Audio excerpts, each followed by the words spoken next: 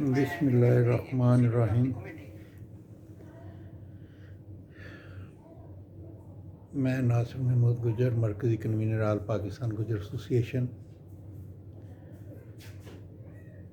دوستو، میرے چینل کو لائک کریں، شیئر کریں، سبسکرائب کریں اور کمنٹ بھی کریں اگر آپ کو کوئی بات اچھی لگے۔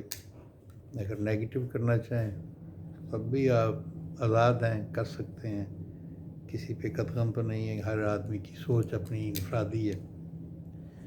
دوستو، میرا آج کا جو ولاگ ہے یہ ہے الیکشن 8 فروری 2024 کے حوالے سے جو شیڈول اناؤنسڈ ہے، جس کے تحت کاغذات نامزدگی جمع ہے، بڑی بھاری اکثریت میں ریجیکٹ ہوئے اور پھر اپیلوں میں جا کے ایکسیپٹ بھی ہوئے۔ کاش کوئی جج صاحب ان آرو سے کچھ جواب طلبی ہو جاتی کہ یہ ریجیکٹ کرنے کا اختیار بہرحال آروز کو ہے، مگر اس بڑی تعداد میں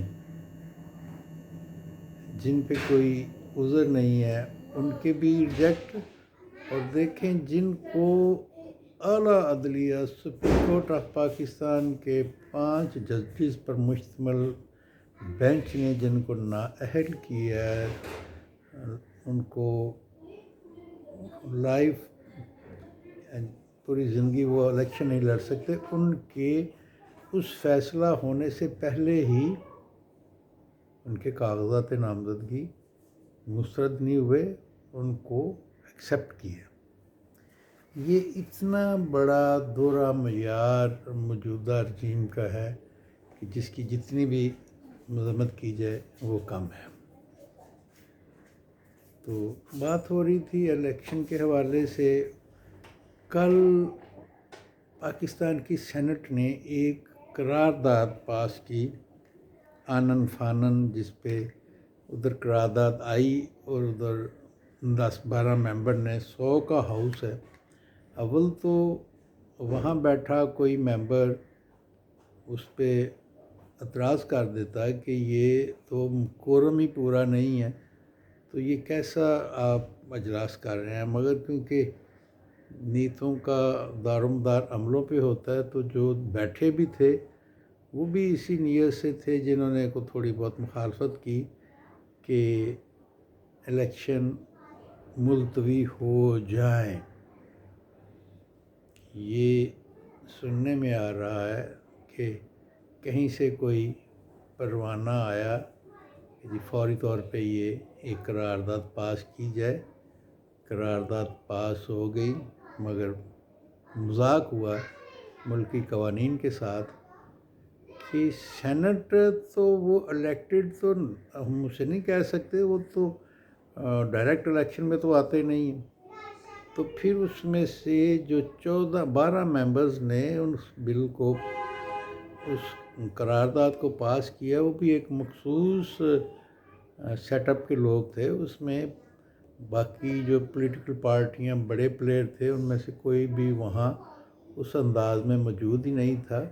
اتنا بڑا اہم ایشو اور اس کو آنن فانن ایکسیپٹ کرنا اور قرارداد پاس کر دینا، یہ خود سے ایک، اسے اب ہم کیا کہہ سکتے ہیں کہ میلافائڈی ہے اور بدنیتی پر مبنی قرارداد تھی جو پاس کی گئی۔ دوستو،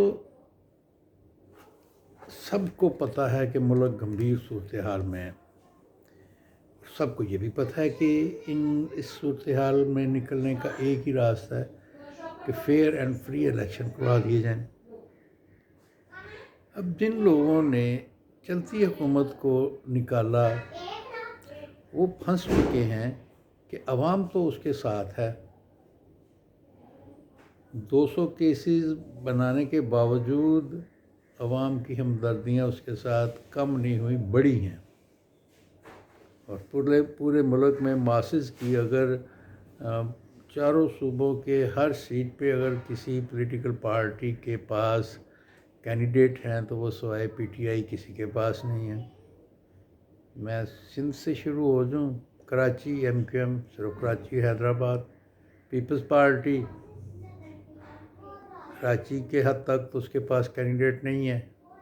آگے انٹیریئر سندھ میں کراچی میں 2-4 سیٹیں ہوں گی جن پہ کو تھوڑی بہت وہ فائٹ کر سکتے ہیں، پھر وہ سندھ کی حد تک محدود ہے۔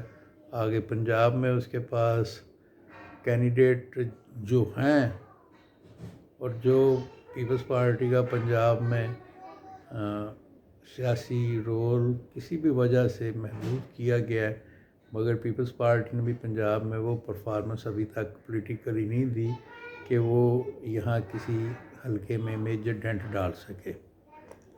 تو اسی طرح اپنے آپ کو بہت بڑی پارٹی کہتی ہے اور تھی بھی ایک ٹائم پہ مسلم لیگ نواز، اس کے پاس کینڈیڈیٹس ہیں مگر کہاں ہیں، صرف پنجاب کی حد تک۔